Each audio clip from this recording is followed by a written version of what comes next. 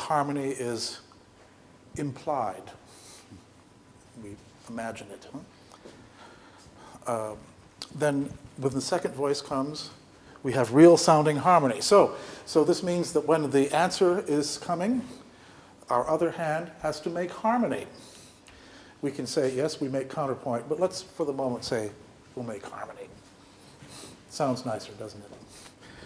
And so we need to know the things that we can do to make harmony when there are only two voices present. And then a little bit later, there's a third entry. So now we need to know how to make harmony when one voice is a subject, and we have to make harmony with two other voices, and maybe the subject is here on top, so we need to know how to do things that we can do, or maybe the subject is here on the bottom, we need to know what to do up here. Usually the subject is not going to be in the middle, which is a good thing because that's more difficult. Usually the subject will be in a top voice or in a bottom voice.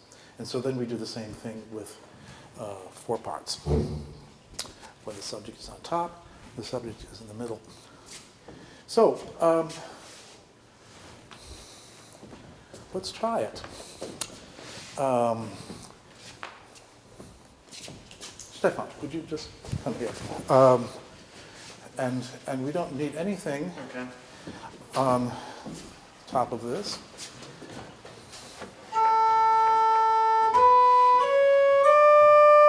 Okay, so that's your subject. You can do that with the right hand.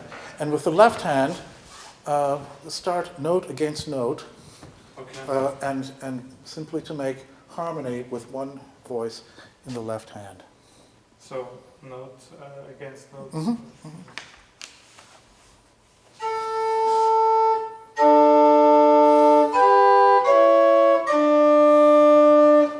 Okay, now, I didn't tell him before what notes to play, right? That's true? Yeah. We have not discussed this. No. It was perfect. It was really, really good because he recognized that these notes give us the message of a cadence. And there's a classic way of doing this in 2 parts, that as we approach the, how do you say? In English, it's leading tone. In German, it's light tone. In French, it's notes sensibles. What is it in Italian? Sensibile. Sensibile. Okay? I don't know what it is in Korean. Or Japanese. So this means that the interval of the sixth can go to the interval of the octave. Okay? What is it in Japanese? Leading tone. In Japanese.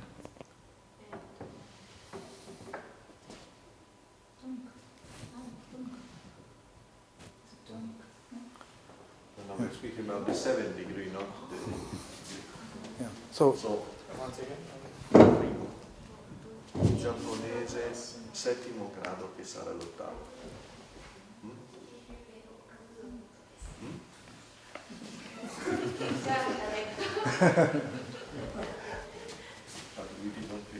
okay. Some of us are curious. Yeah, one more time.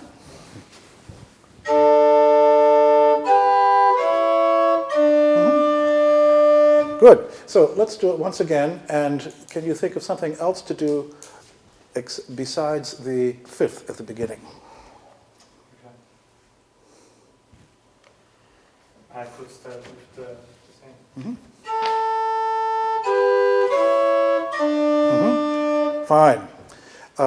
Can you do another one and use the imperfect consonances more? At the beginning? Mm-hmm.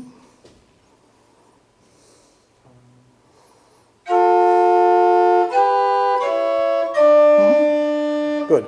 And if you didn't make a cadence, let's say we didn't have to have a cadence because the music is going on, then you don't have to go to the octave. You can do other things. So try.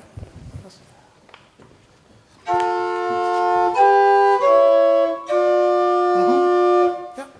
And so now he's working with thirds and sixths. And so making thirds and sixths is always a way in which you will get good traction and good color in the harmony. For other things, like cadences, you have these patterns of going from the sixth to the octave and so on. Okay, so let's say the subject is going to start here. And at that moment, the answer comes in also here. So for this moment, we have both voices together on the same note, A. And so now his first voice is going to have to continue. Okay, try it.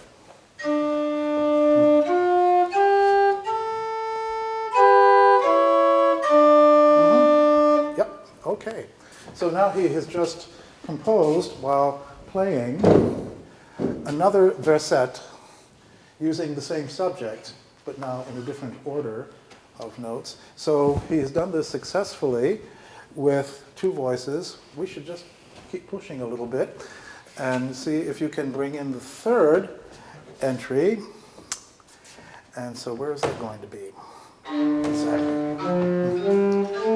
Okay, you have to understand that the subject, the different statements of the subject, they are like cats. How many people have cats? You know, cats like their own territory, right? We have two cats at home. The gray cat eats from this bowl, and the striped cat eats from this bowl. And if the gray cat tries to eat from this bowl, the striped cat says, no, you have to go here. And so it's the same thing here with the entrances of the subject. They like to have their own territory. So if your first voice enters here, your third one is going to be there or maybe there, but not on the same note as the first.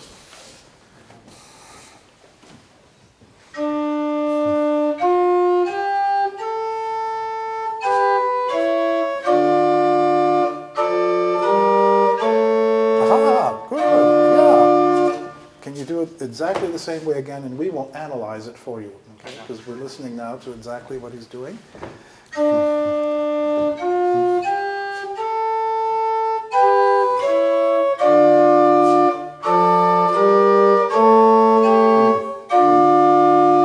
Okay? So, when the third voice entered, did you notice that he changed his second voice a little bit from what he had done earlier?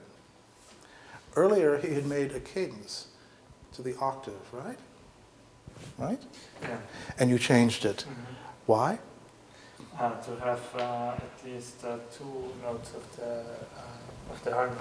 Yeah, because if he had kept this, then we would have D here, and D here.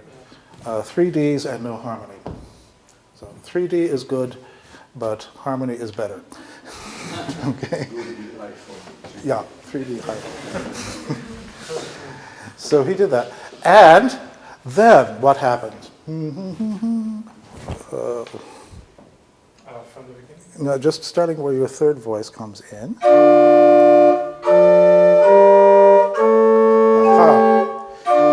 So sometimes when I'm giving sort of guidelines for fugal expositions in improvisation, and we come to the third entry, my advice is that with the two remaining parts, one part follows the subject and makes either thirds or sixths or both, and the remaining part does as little as possible.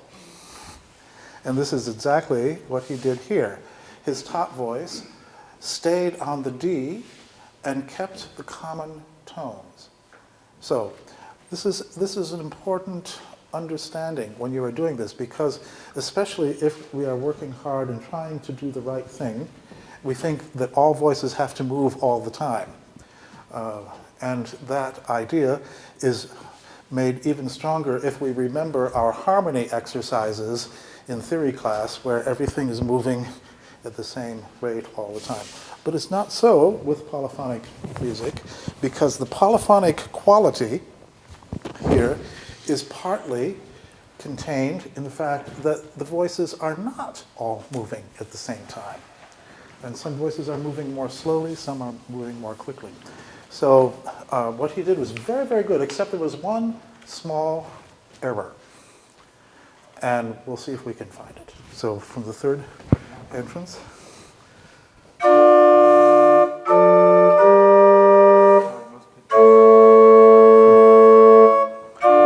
Actually, no, it was not a mistake. No, it was fine. It was fine. It was absolutely fine. You mean the passing notes? Yeah, no, I'm sorry. I didn't mean to. I didn't make a mistake. No, in fact, both of those ways are fine. And so what he did in the first case was his middle voice just followed in parallel thirds. And that's good. That's absolutely fine. And then came to here.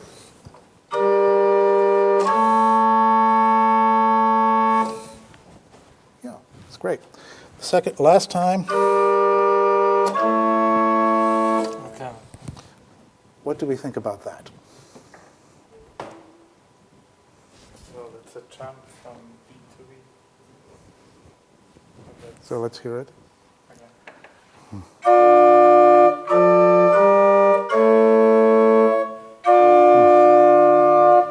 Is that okay? Sorry. Is that okay? Do you think? The diminished fifth was not considered a good chance for Renaissance polyphony. In Baroque time you find more, but in Renaissance polyphony was not considered the best solution. Yeah, yeah. So I think that's a very good answer. In the Renaissance time, this is not considered a very good idea. In the Baroque time, as Francesco was saying, people are more relaxed about things like this, and a little inconsistency and variety and so on. This is part of the aesthetic. So what we could do is put on our sort of tritone eyeglasses and try to notice what Trabacci does, and to be on just looking out for things like that as we continue with Trabacci. And for now, we don't worry about it. It was a very good example. Thank you. Okay, so what he did was to make a three-part exposition on the same subject, but he didn't copy the piece because he took a different order of entries for the piece. So what he did, and the way he started was he took the answer and harmonized it first. So let's take that same answer and see what do we do if the harmony is in the upper voice.